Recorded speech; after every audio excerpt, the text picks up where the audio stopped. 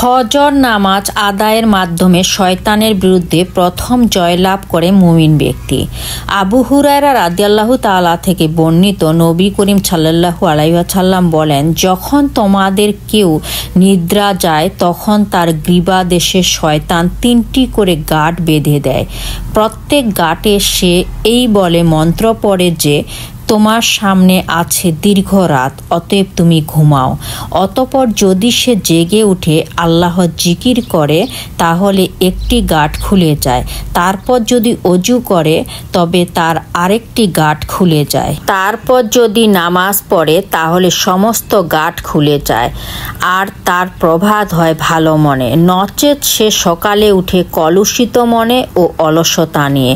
ফজরের নামাজ পড়তে না পারা দুর্বল ইমানের আলামত। দুর্বল ইমানের মানুষ শয়তানের কাছে নত হয়ে আলসেমি করে ঘুম থেকে উঠতে চায় না।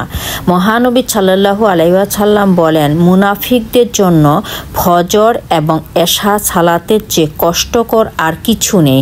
ফজরের নামাজের গুরুত্ব আমাদের মুমিন জীবনের জন্য অত্যন্ত গুরুত্বপূর্ণ। একজন ইমানদার মুমিন ব্যক্তি ইচ্ছা করে কখনো ফজরের নামাজ অবহেলায় ছেড়ে দেয় না। নবী করিম সাল্লাল্লাহু আলাইহি ওয়াসাল্লাম বলেন, মানুষ যদি ফজর এবং এশা সালাতের গুরুত্ব বুঝতে পারত তাহলে তারা হামাগুড়ি দিয়ে হলেও উভয় সালাতে উপস্থিত হতো। আল্লাহ ফজরের নামাজকে এত বেশি গুরুত্ব দিয়েছেন যে তিনি ফজর নামেই পবিত্র কোরআনে পূর্ণাঙ্গ একটি সূরা নাজিল করেছেন এবং তার নিয়ামত তুলে ধরেছেন। আল্লাহ সেখানে শপথ করে বলেন, শপথ শুবে সাদিকের। ফজরের নামাজের নিয়ামত, গুরুত্ব ও উপকারিতার কথা বলে শেষ করা যাবে না। নবী করিম সাল্লাল্লাহু আলাইহি ওয়াসাল্লাম বলেন, যে ব্যক্তি ফজরের সালাত আদায় করল সে আল্লাহর জিম্মায় চলে গেল। অতএব আল্লাহ যেন তার জিম্মার ব্যাপারে তোমাদের কোনরূপ অভিযুক্ত না করেন। আমরা সবাই কাল কিয়ামতের মাঠে আল্লাহর নিয়ামতপূর্ণ জান্নাতে যেতে চাই, জাহান্নামের কঠিন আগুন থেকে পেতে চাই মুক্তি। আল্লাহর নবী নিজে সে মুক্তির ঘোষণা দিয়েছেন।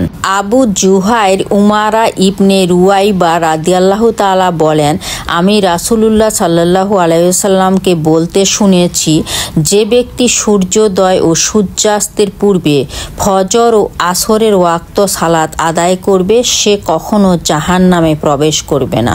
উসমান ইবনে আফফান রাদিয়াল্লাহু তাআলা বলেন, মহানবী সাল্লাল্লাহু আলাইহি ওয়াসাল্লাম বলেন, যে ব্যক্তি জামাতের সঙ্গে এশা সালাত আদায় করল সে যেন অর্ধেক রাত জেগে নামাজ পড়ল, আর যে ব্যক্তি ফজরের সালাত জামাতের সঙ্গে আদায় করল সে যেন পুরো রাত জেগে নামাজ পড়ল। সুবহানাল্লাহ।